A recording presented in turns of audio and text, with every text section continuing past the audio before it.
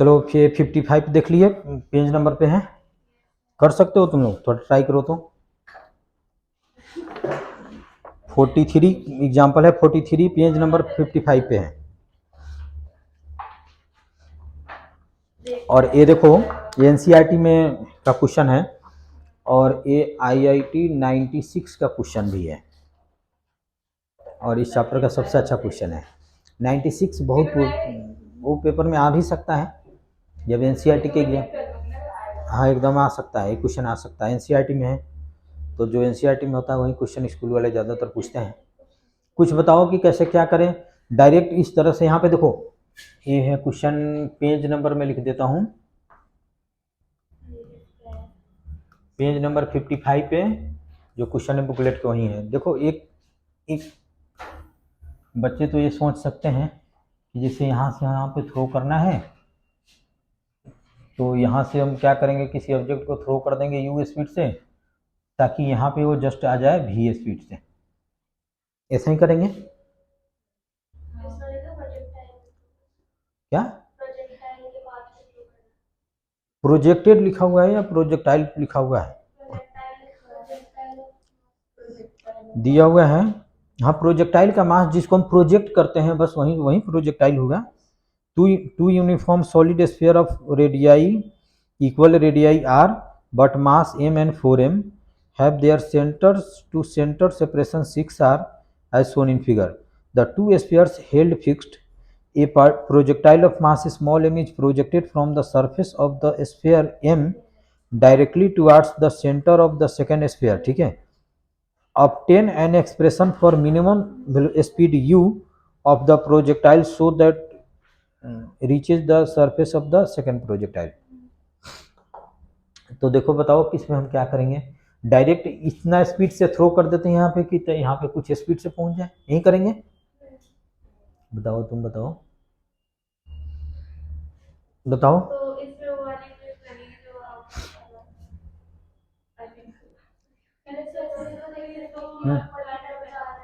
क्या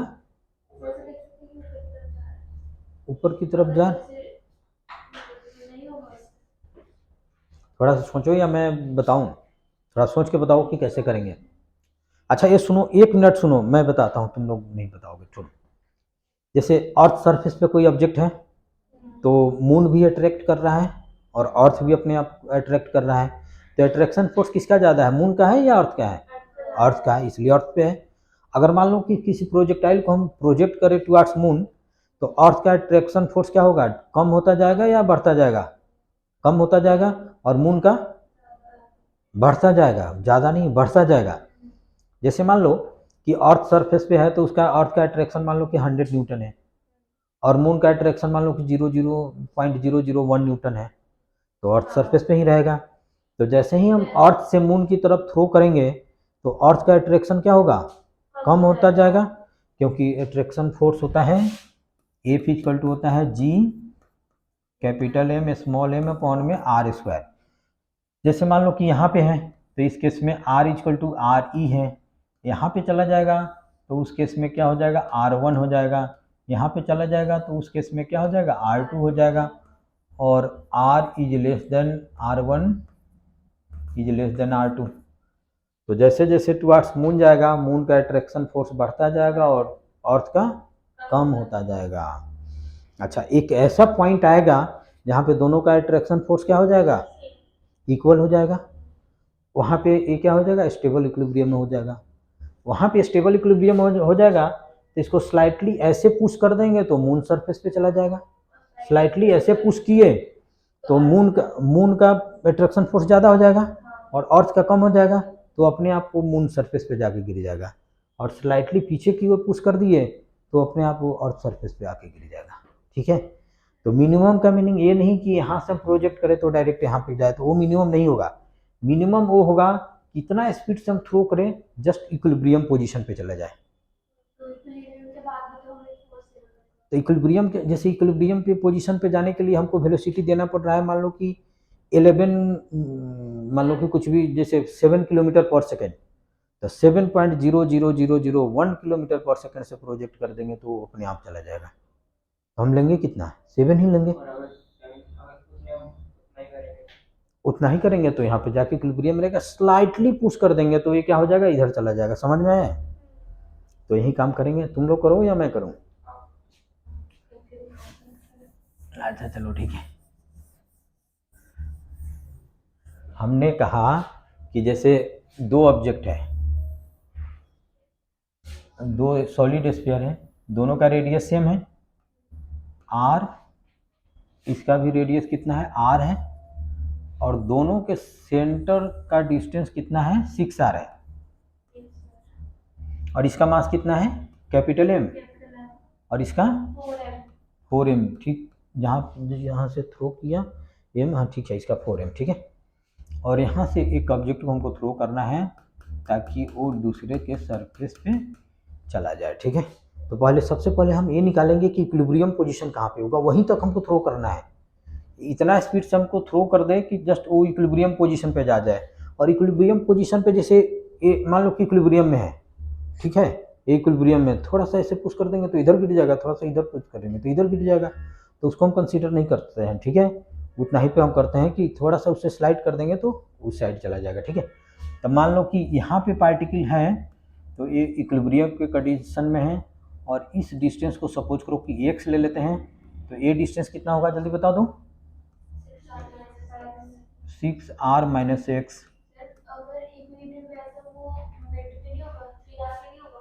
दोनों का मास इक्वल है। ठीक है, तो इस केस में इस डायरेक्शन में फोर्स लगेगा, क्या ले लेते हैं F1, और इस डायरेक्शन में F2 ले लेते हैं। F2 कौन लगाएगा 4m, और F1 कौन लगाएगा m। तो F1 इक्वल टू कितना हो जाएगा G capital M small m upon में कितना हो जाएगा एक्स स्क्वायर, और F2 कितना हो जाएगा G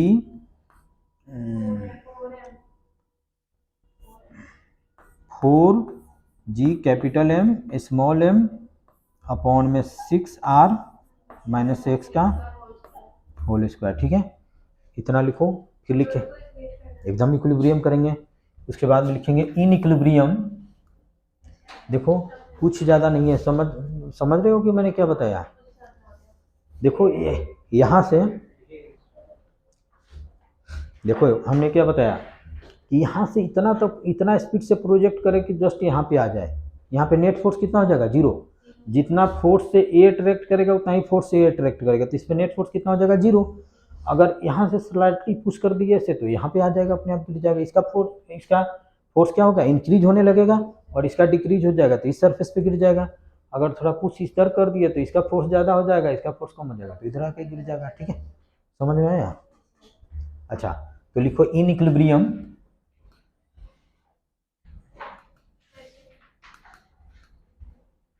इसको बुकलेट पे लिख सकते हो। F1 इक्वल टू कितना हो जाएगा F2, that is G capital M small m upon में एक्स स्क्वायर इक्वल टू हो जाएगा G 4G capital M small m upon में 6r माइनस एक्स का होल स्क्वायर। अब इसको इससे कट कर दो, क्रॉस मल्टीप्लाई करो, तो 6r माइनस एक्स का क्या हो जाएगा whole square equal to 4x square, that means 2x का क्या हो जाएगा स्क्वायर हो जाएगा। अब स्क्वायर से स्क्वायर को कट कर दो, इससे इसको कट कर दो, तो कितना हो जाएगा 6r minus x equal to कितना हो जाएगा 2x, लिख सकते हैं ना। तो 6r इक्वल टू कितना लिख देंगे 3x, इसको इधर लगे तो x इक्वल टू कितना हो जाएगा 6r अपॉन में 3, दैट इज 2r। यानी कि इससे जस्ट 2r डिस्टेंस तक हमको प्रोजेक्ट करना है, यानी कि इससे इसके सरफेस से कितना r डिस्टेंस तक हमको प्रोजेक्ट करना है। अगर r तक आ जाएगा तो स्लाइटली उससे ज़्यादा कर देंगे तो इस पर आके गिर जाएगा। हाँ 2r पे इक्विलिब्रियम होगा, इससे 2r पे और इससे 6r पे, नहीं हाँ 6r पे नहीं सॉरी 4r पे, 4r पे।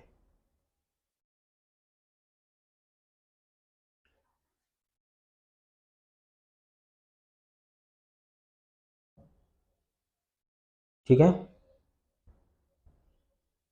अब चलो इसको तो मिटा दूं मैं।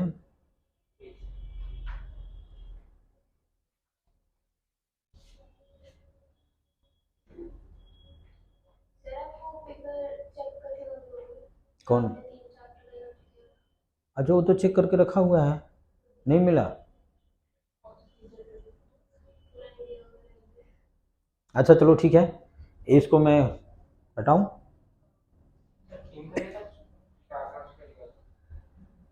अब देखना पड़ेगा, चलो मैं इसको हटाता हूँ।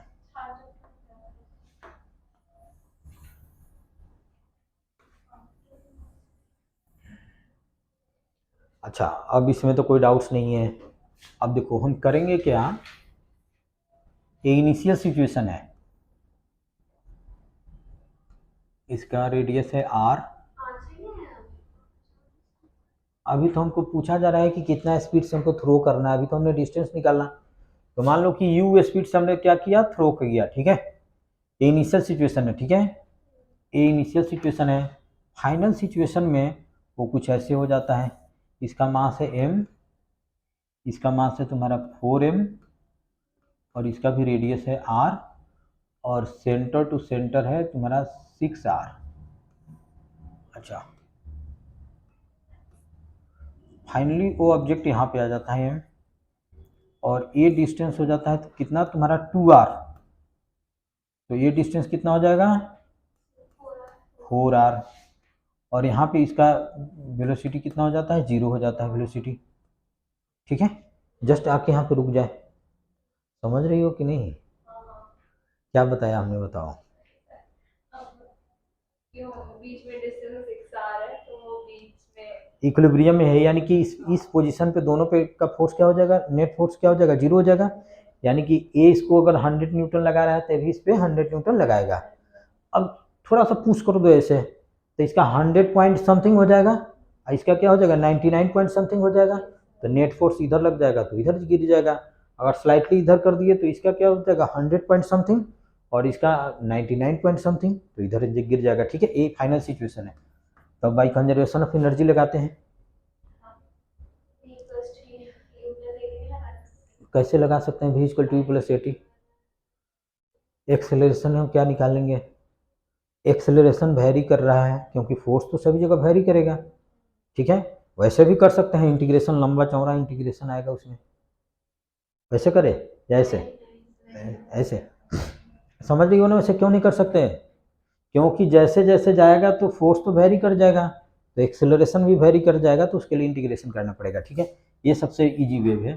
तो हम लिखेंगे बाय कंजर्वेशन ऑफ एनर्जी,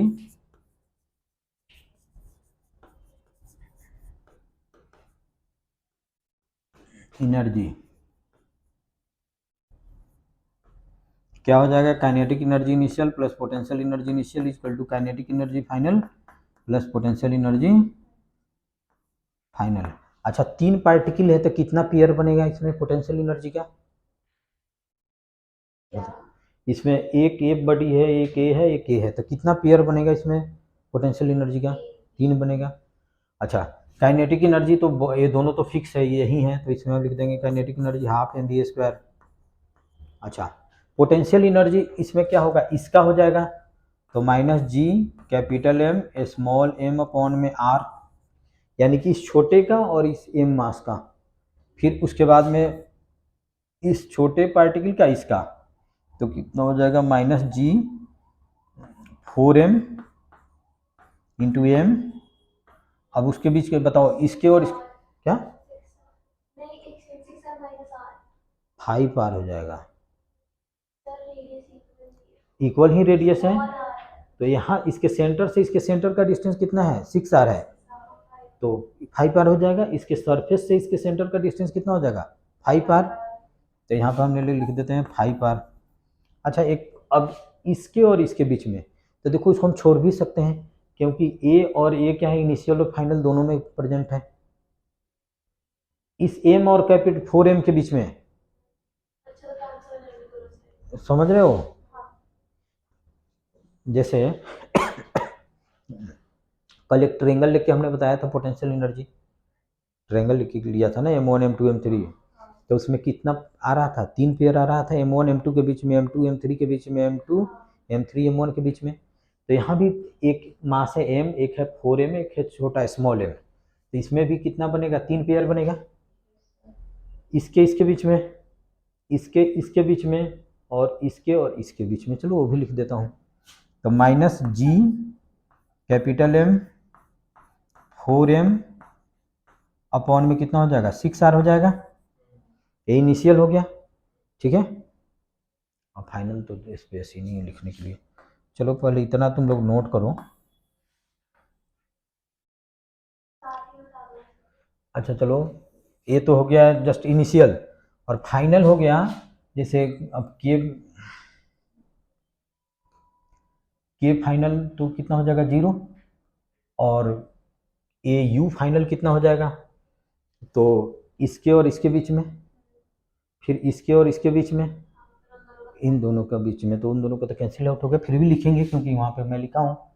तो G capital M small M upon में 2r, इसके और इसके बीच में, फिर minus G cap minus G 4m small m upon में 4r, फिर माइनस हो जाएगा G capital M 4m upon में 6r, ठीक है। इतना तो कोई डाउट्स नहीं है। अच्छा इक्वेट ही किया हूँ, ये इक्वल ही किया हूँ, जस्ट इसके इक्वल टू दिस है, तो इसको और इसको हम क्या कर सकते हैं, कैंसिल करते हैं, क्योंकि दोनों में है, दोनों में है, तो इसमें अब क्या बचता है, फिर उसमें क्या बचता है हम देखते हैं। अच्छा देखो, इसको हम इससे कैंसिल कर सकते हैं, देखो G capital M small M upon में आर, और G capital M small M upon में आर, इसको उससे कैंसिल कर सकते हैं। अच्छा तो अब बचता है क्या, अब इसके बाद में बचता है half M V square minus 4g capital M small M upon में 5r is equal to minus G capital M small M upon में 2r, ठीक है। जो बचा उसको लिख दिया। अब हमको भी फाइंड करना है, इसको इस साइड करो, तो half M V square is equal to minus G capital M small M upon में 2r plus 4g capital M small M upon में 5r। अच्छा स्मॉल एम से स्मॉल एम से स्मॉल एम को कैंसिल कर दो, ठीक है। अब इसको सोल्व करो, इसका एलसीएम कितना हो जाएगा 10r, तो कितना हो जाएगा माइनस 5gm, और ये कितना हो जाएगा 8gm हो जाएगा। तो आफ्टर सॉल्विंग कितना हो जाएगा 3gm अपॉन में 10r। तो अब इसको हम क्या करेंगे 2 से मल्टीप्लाई करेंगे, तो V square by 2 is equal to 3g capital m upon में कितना हो जाएगा 10r, तो इससे ये कैंसिल आउट हो जाएगा, तो कितना हो जाएगा 5, तो v की वैल्यू कितना हो जाएगा 3g कैपिटल m अपॉन में 5r, यही आ जाएगा आंसर। एनसीईआरटी लाए हो ना, देखो ये इस चैप्टर का सबसे अच्छा क्वेश्चन है, और कोई ज़्यादा मुश्किल नहीं है, एकदम इजी है। आंसर देखना, अच्छा देखो मैं देख लेता हूँ।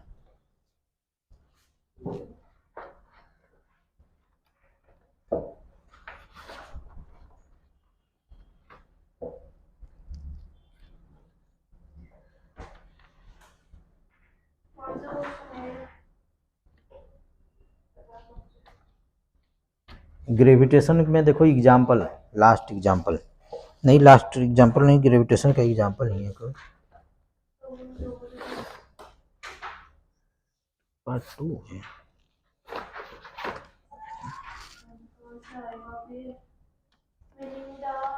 दिखाओ, हाँ देखो, लास्ट में देखो कितना है, तो उस पर तो क्या हो गया, तो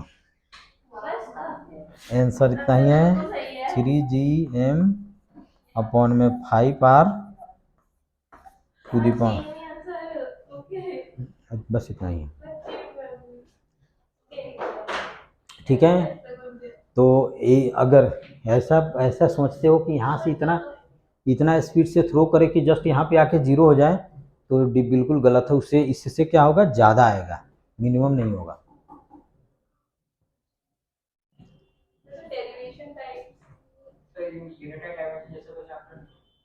अभी आ रहा है यूनिट एंड डायमेंशन जैसा चैप्टर, आगे सॉलिड।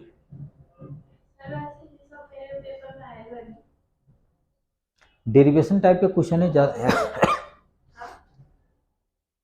ज़्यादा कोई मुश्किल नहीं है। चलो ठीक है। अब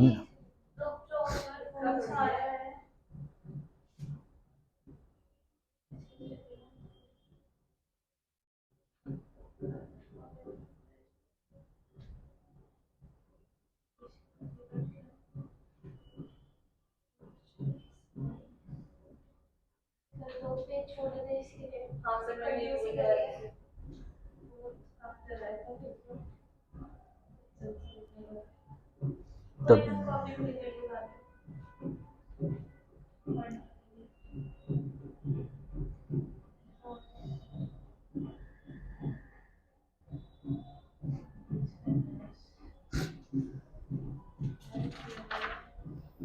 अब चलो लिखो ऑर्बिटल वेलोसिटी।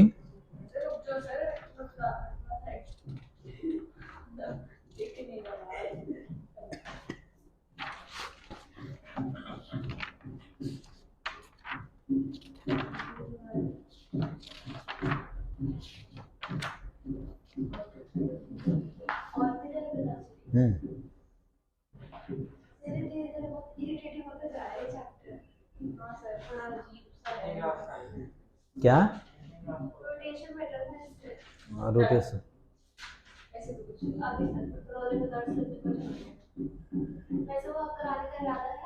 क्या? एकदम कराऊंगा।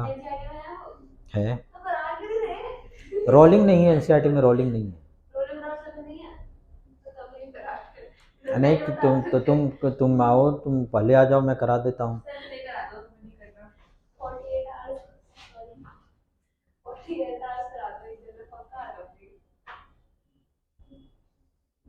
तुम 10 15 20 मिनट पहले आ जाओ, उसके 2 दिन आ जाओ, उतना में तो मैं समझा दूंगा पूरा, उसका क्वेश्चन भी करना। हाँ 2 दिन में 10 15 20 मिनट नहीं, आधा घंटा पहले आना पड़ेगा, 2 दिन। चलो ठीक है, हो गया। कुछ नहीं है इस चैप्टर में। क्या है, हमने तो बताया दो के बीच में फोर्स कितना है, क्या, और एक्सेलरेशन हमने बताया कि एक्सेलरेशन ड्यू टू ग्रेविटी क्या होता है। उसके बाद में एस्केप वेलोसिटी हमने बताया कि क्या होता है, और उसके बाद में आज ऑर्बिटल। आज तो कंप्लीट ही हो जाएगा, एकदम कंप्लीट हो जाएगा। उसके बाद में नेक्स्ट, जैसे आज तो फ्राइडे हो गया, संडे को तुम लोग जब आओगे तो पहले मैं थ्योरी का टेस्ट लूँगा, उसके बाद में इसके 2 घंटे में सारा न्यूमेरिकल कराऊंगा।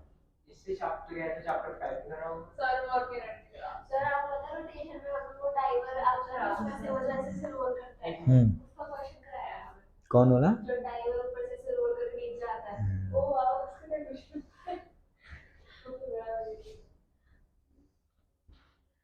तो समझी, वो समझ में आया है, वो कराऊंगा, वो कराऊंगा मैं, टेंशन मत लो, वो कराऊंगा मैं। देखो कुछ ऐसे चीज़ है, कुछ ऐसे चीज़ है ना, कुछ ऐसे चीज़ है, कुछ ऐसे चीज़ है, मेरा ये मानना है कि कुछ ऐसे चीज़ है जो उनको बाद में कराना चाहिए। बीएमसी वाले को, फिर जी वाले को कुछ बाद में कराना चाहिए, बच्चों को पहले थोड़ा थोड़ा बताओ। अब आईआईटी के क्वेश्चन सोल्व कराने लगते हैं बच्चों को, जब भी 10th पास करके आया उसको क्या समझ में आए? नहीं नहीं, डाइपोल मतलब उसी टाइप से आता है, आईआईटी में तो उस टाइप से रोलिंग का आया है क्वेश्चन, उस पर तो नहीं आया। चलो ठीक है, अब लिखो ऑर्बिटल।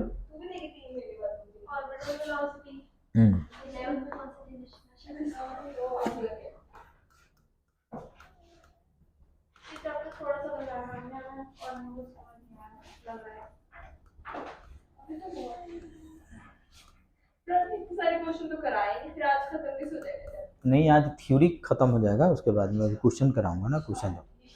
देखो सुनो, सुनो, जैसे मान लो कि ये अर्थ है, इसका मास है ME और रेडियस है RE, ठीक है। और कोई सैटेलाइट यहाँ पे ऐसे ऐसे रिवॉल्व हो रहा है,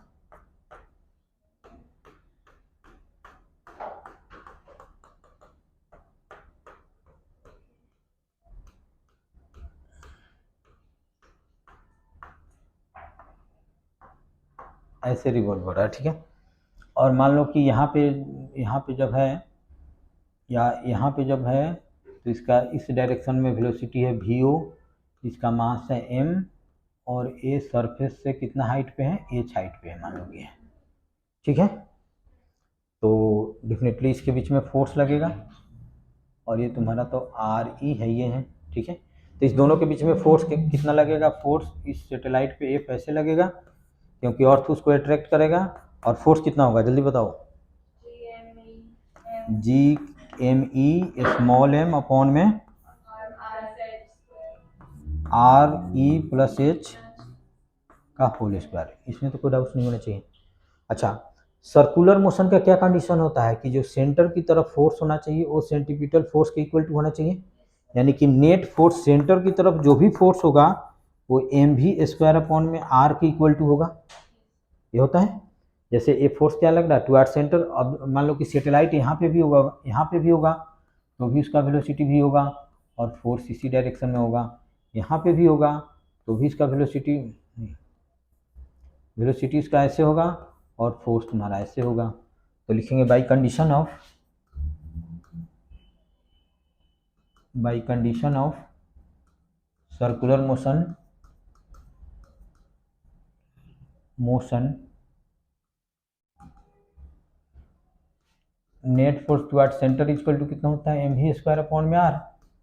तो सेंटर की तरफ जो फोर्स लग रहा है वहीं से ये टुवर्ड सेंटर ही लग रहा है, तो G capital ME small m upon में RE+H का होल स्क्वायर इक्वल टू कितना हो जाएगा, mv ऑर्बिटल का स्क्वायर अपॉन में कितना हो जाएगा, यहाँ पे रेडियस कितना हो जाएगा RE+H।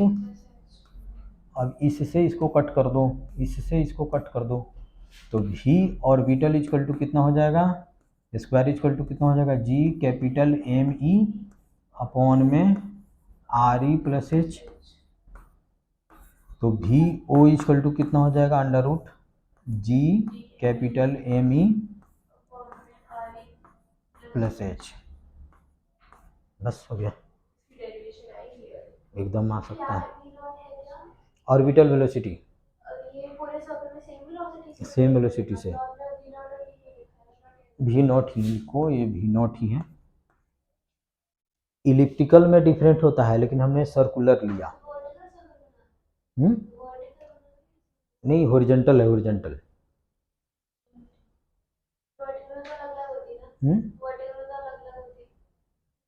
उसमें भी सेम होगा।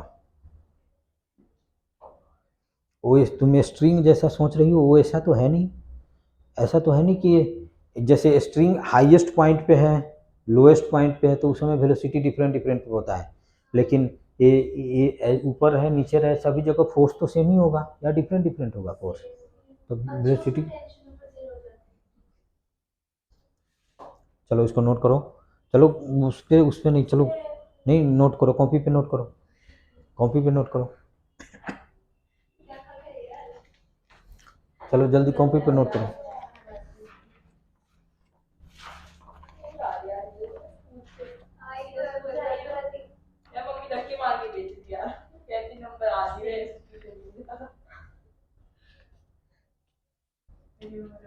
चलो चलो चलो जल्दी करो।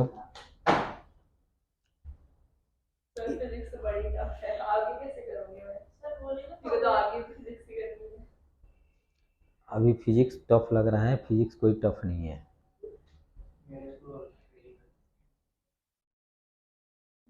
ये तो कर लिए हो,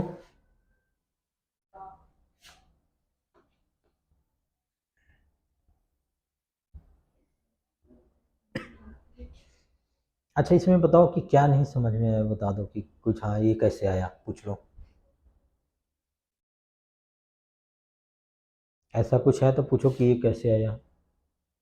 यहाँ पे फिर सेव कर दिए, बताओ।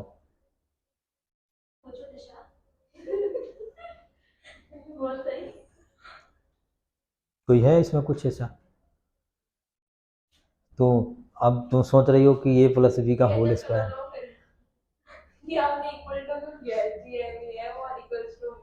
देखो सर्कुलर मोशन में मैं कराया था कि जो भी सर्कुलर मोशन के लिए सेंटर की तरफ एक फोर्स होना चाहिए, और वो टेंशन का फोर्स हो या कोई भी फोर्स हो, वो M V square upon R के इक्वल टू होता है। ये सर्कुलर मोशन में हमने कराया था कि नेट फोर्स टू, जैसे एक स्ट्रिंग था तो उस पर नीचे की ओर टेंशन लग रहा था, तो tension equal to M V square करते थे। क्यों?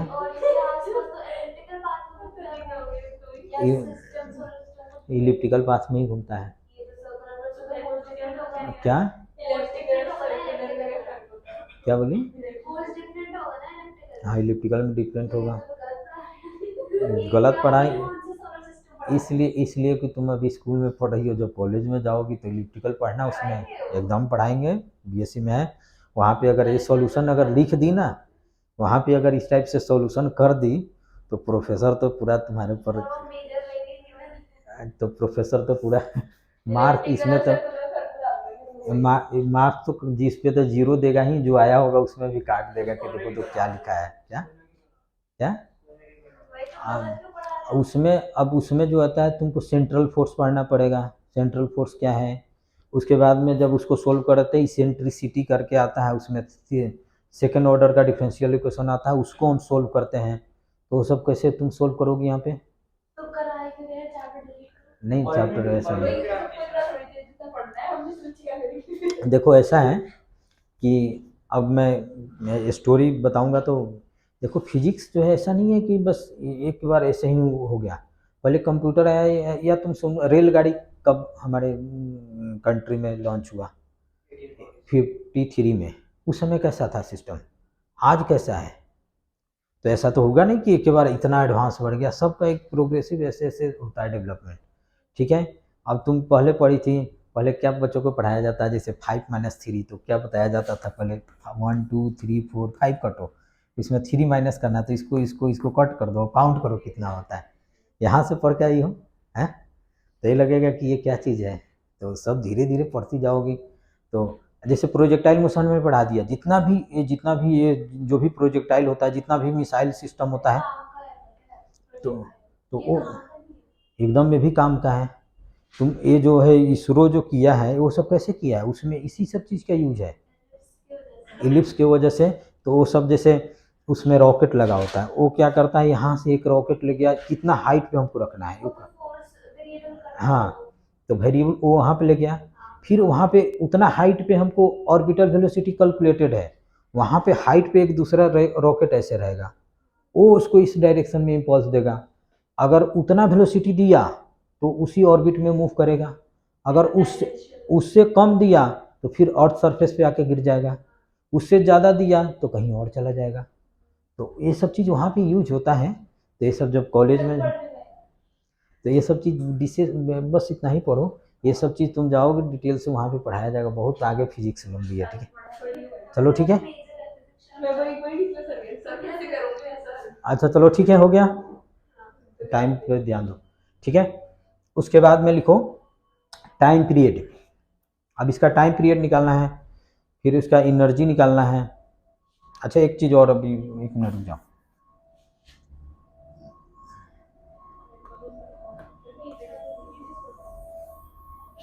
अच्छा देखो, इसको हम और फॉर्म में कैसे लिख सकते हैं, जैसे अभी हमने लिखा था GME, यही चीज़ लिखा था। अब यहाँ से RE में अगर कॉमन ले लिया तो क्या आएगा, 1 + H में RE लिख सकते हैं, इसमें भी कोई डाउट्स नहीं है। अच्छा हम ऐसा करते हैं कि हम RE से मल्टीप्लाई डिवाइड कर दे तो कोई फर्क नहीं पड़ेगा। तो GME अपॉन में हम लिख सकते हैं RE का स्क्वायर 1 + H अपॉन में RE, और यहाँ पे अगर मैं लिख दूँ RE तो कोई फर्क नहीं पड़ेगा। तो इसको हम फर्दर क्या लिख सकते हैं, G0 लिख सकते हैं। तो V ऑर्बिटल का एक और फॉर्मूला हो गया, G0 RE 1 + H अपॉन में RE का अंडर रूट, एक ये फॉर्मूला हो गया। ठीक है, चलो जल्दी इसको नोट करो।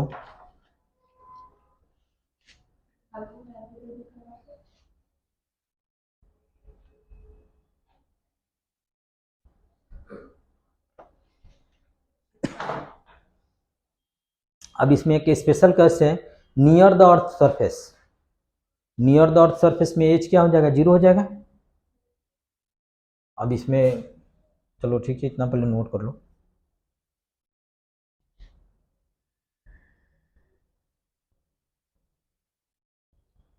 अब इसके लिए लिखो near the earth surface, near the earth surface.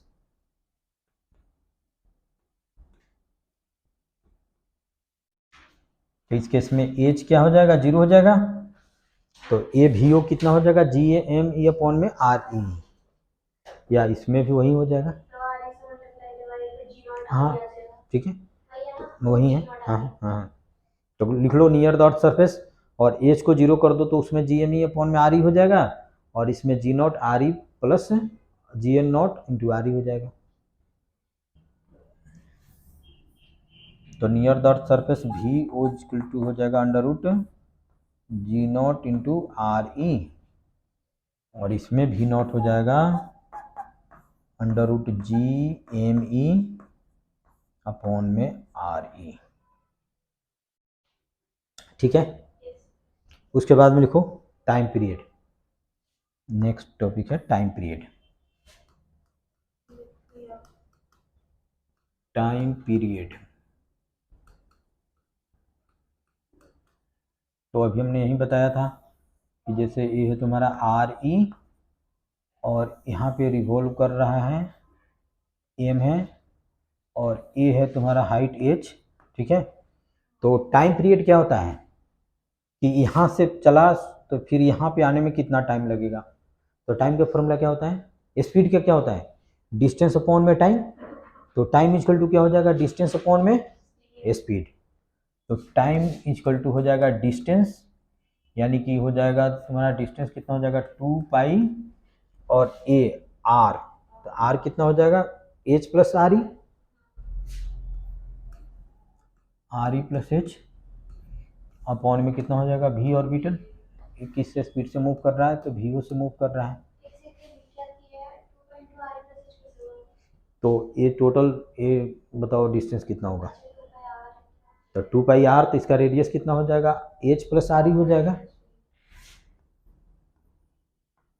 और वेलोसिटी कितना है वी ओ है। तो इसको हम लिख सकते हैं 2 pi R E plus H, और वेलोसिटी का फॉर्मूला क्या होता था, under root G M upon में आर ई प्लस एच, यही फॉर्मूला होता था। तो इसको फर्दर हम लिख सकते हैं 2 पाई अपॉन में अंडर रूट जी एम, और ये कितना हो जाएगा R E plus H into under root R E plus H. तो इसको हम लिख सकते हैं 2 pi upon under root G M, और ये हो जाएगा R E plus H to the power 3/2, कुछ नहीं, पावर यहाँ पे 1 है और हाफ है, 3/2 हो जाएगा। तो टी इक्वल टू इतना हो गया। अब स्क्वायरिंग कर दो, तो स्क्वायरिंग कर देंगे तो कितना हो जाएगा T square equal to 4 pi square G M, M E कर दो, एम ई, एम ई, और ये कितना हो जाएगा आर ई प्लस एच का क्यूब हो जाएगा।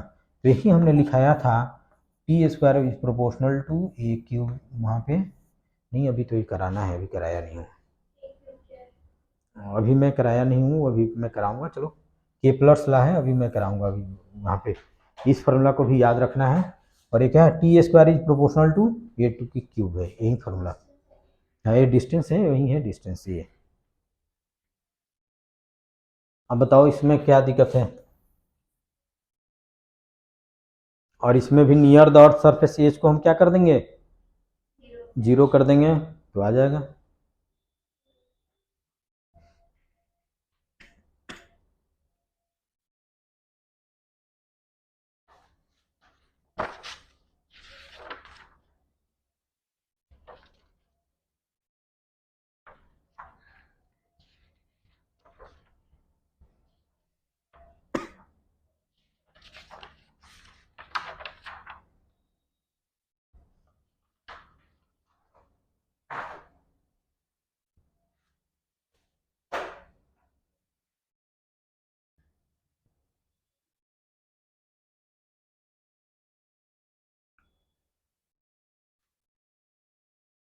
घर पे तो जाके पढ़ना ही पड़ेगा, घर पे नहीं पढ़ोगे तो ये सब चीज़ होगा ही नहीं। ये तो नहीं आ सकता।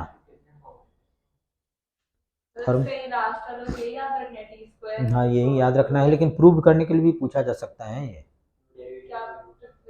कि T square is proportional to A cube, prove करके बता दो, तो यहीं से करेंगे, यहीं से करेंगे।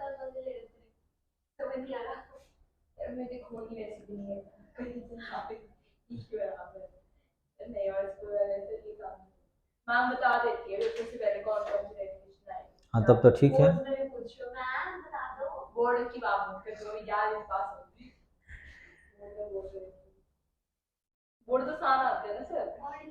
ट्वेल्थ इजी है कंपेयर टू 11th। चलो चलो इतना पहले नोट करो। हो गया। अब एक और लिख दो, near the earth surface, earth surface तो कितनी, P square 4 pi square upon में जी एम ई और आर ई का क्या हो जाएगा, क्यू हो जाएगा। कुछ नहीं किया हमने, एच को 0 कर दिया, ठीक है।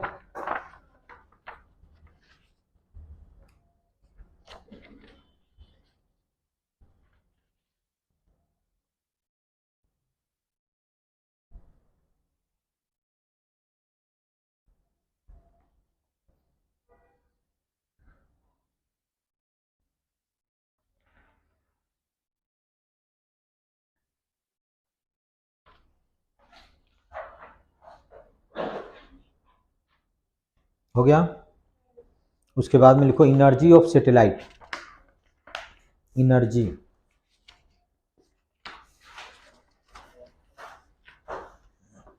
Total energy of satellite.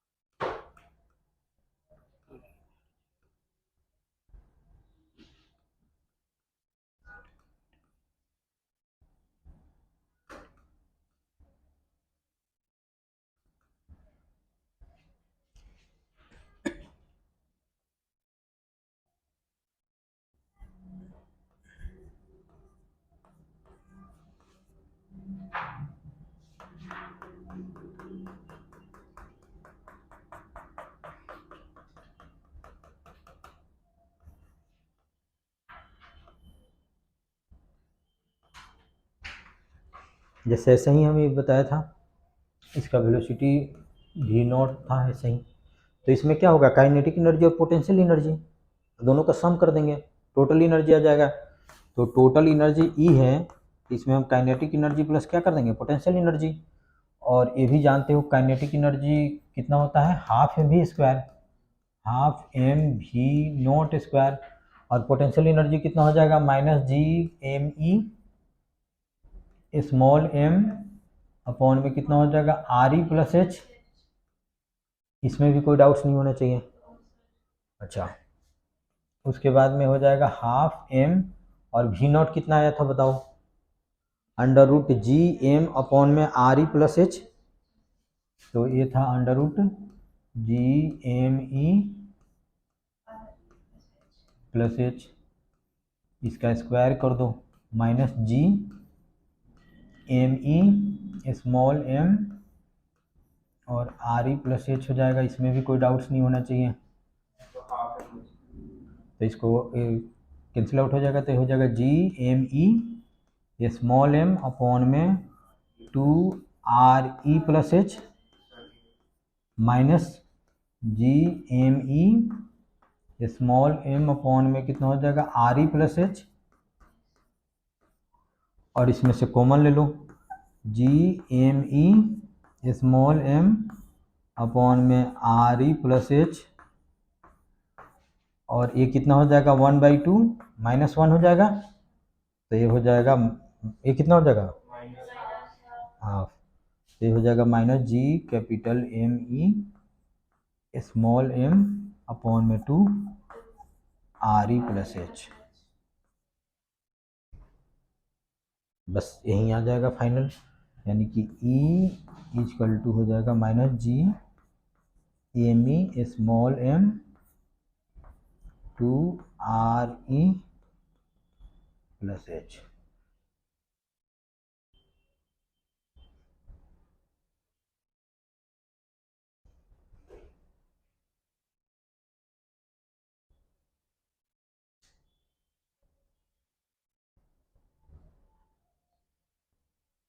बताओ इसमें क्या मुश्किल है?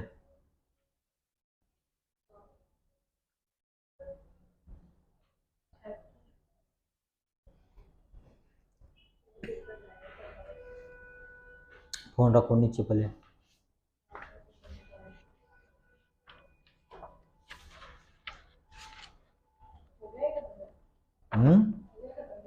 नहीं, अभी एक टॉपिक और है, अभी 2 मिनट में। अब सैटेलाइट कितने टाइप का होता है वही मुझे बताना है। ऐसे इसका डिफिनीशन ही पूछा जाता है और सब नहीं पूछा जाता है।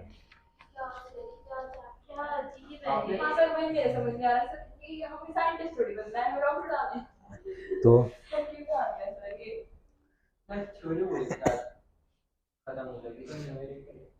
क्या न्यूमेरिकल है? मैं बताया था कि थ्योरी डेरिवेशन है, अभी सब पे डेरिवेशन है, अभी मैं कराऊंगा अभी। पहले बस एक टॉपिक है, उसके बाद में कंप्लीट। इसमें 2 टाइप का सैटेलाइट होता है, एक होता है जियो स्टेशनरी सैटेलाइट और दूसरा होता है पोलर सैटेलाइट। तो साइंटिस्ट नहीं बनोगी तो फिर कैसे होगा? आगे आगे आगे आगे इस आगे आगे इसरो कौन चलाएगा? तुम ही लोगों को चलाना है।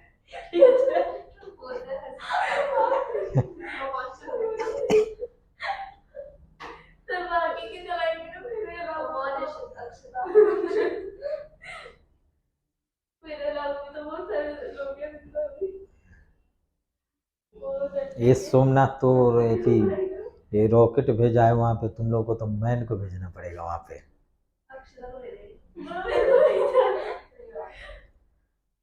चलो ठीक है, इतना हो गया।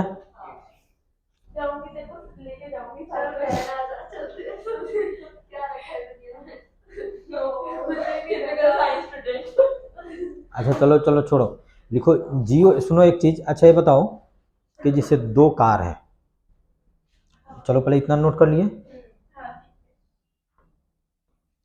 जैसे मान लो कि ये रोड है और 2 कार है, इसका स्पीड मान लो कि 10 मीटर पर सेकेंड है, और ये कार ए है, और आगे एक कार बी है, इसका भी स्पीड कितना है? 10 मीटर पर सेकेंड है।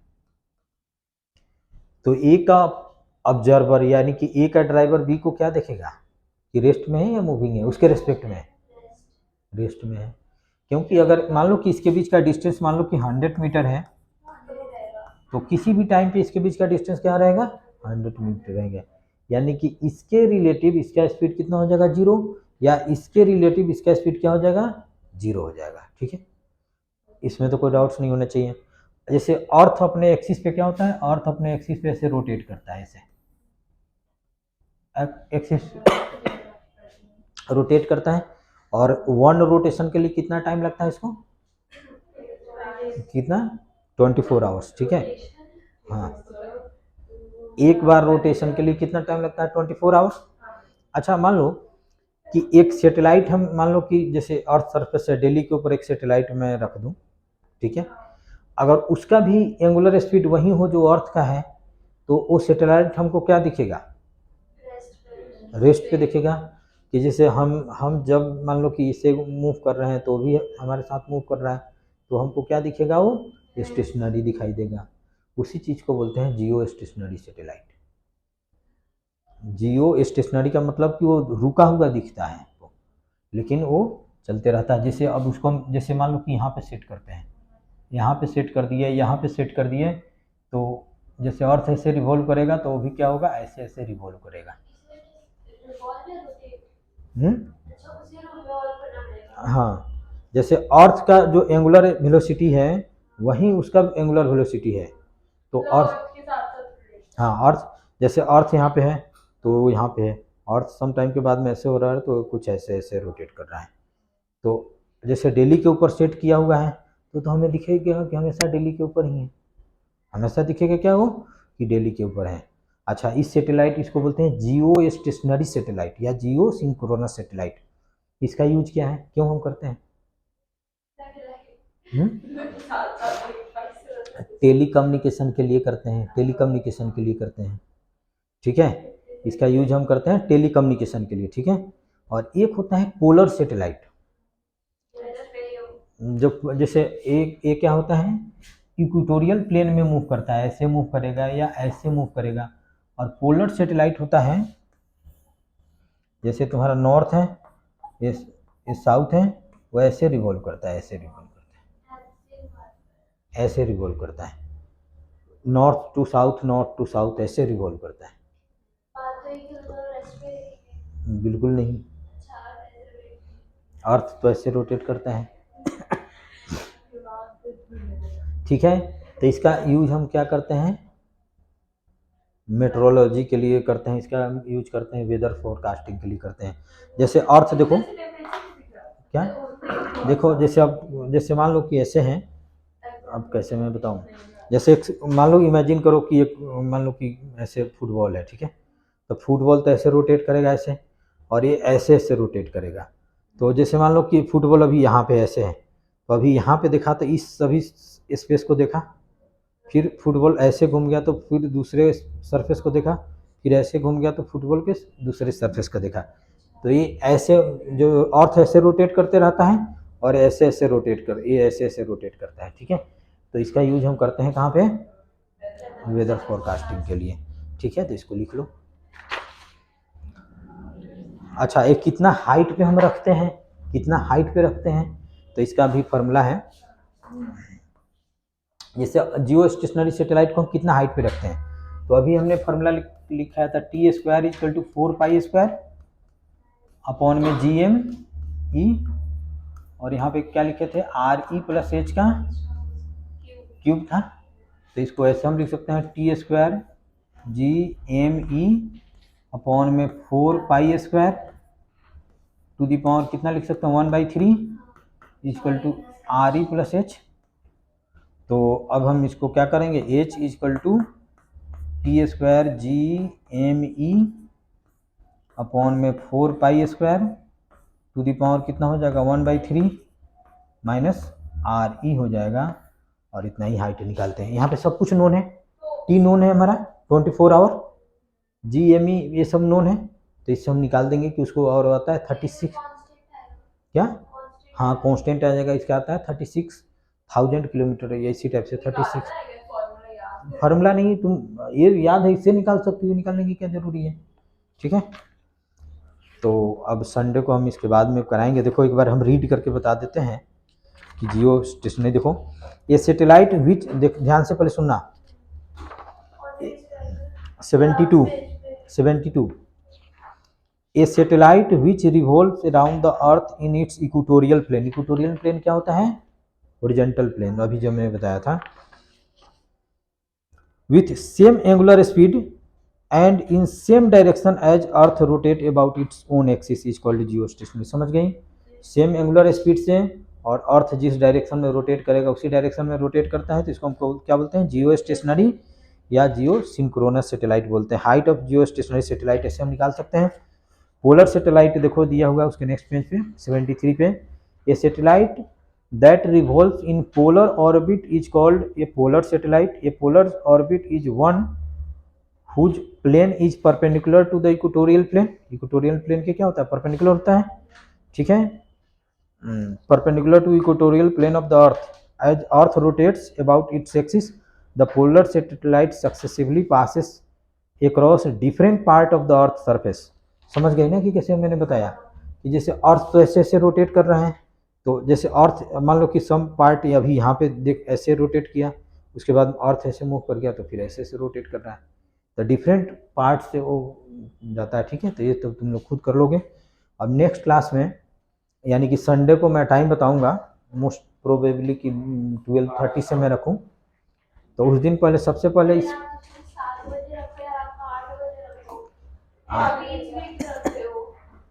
8 क्या? अच्छा चलो ठीक है, तो उस दिन मैं इसी सब का क्वेश्चन कराऊंगा, तुम देख लेना, अगर कोई डाउट्स हो तो फिर आके पूछ लेना कि हाँ ये कैसे हुआ, ठीक है? क्योंकि इसका क्वेश्चन ही कराऊंगा तो नेक्स्ट क्लास में। अच्छा नहीं आता है तो कोई बात नहीं। अच्छा अच्छा सुनो, कोई बात नहीं। तो ऐसा है कि अब उस दिन मैं इसके क्वेश्चन कराऊंगा, ठीक है? अब करना तो पड़ेगा, नहीं कराएंगे तो फिर सिलेबस टाइम सुबह। अच्छा तुम